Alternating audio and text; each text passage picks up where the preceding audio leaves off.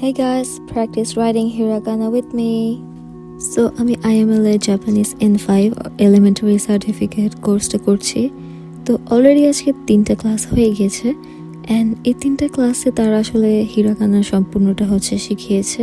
আমাদের একটা শিট দিয়েছিল, তো আমি ওই শিটের মধ্যে হিরাগানার লেখাগুলোর উপরে আর কি রিরাইট করছিলাম, যাতে নাকি আমি লেটারগুলোকে ঠিক মতো লিখতে পারি।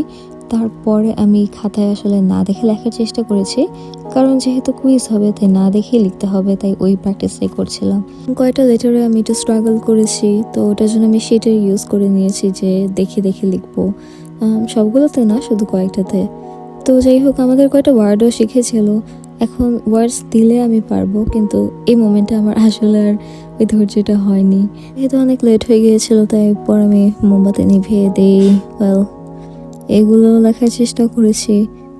খুব বেশি কিছু না, কিন্তু যতটুকু শিখিয়েছে ওইটুকুই জাস্ট প্র্যাকটিস করলাম।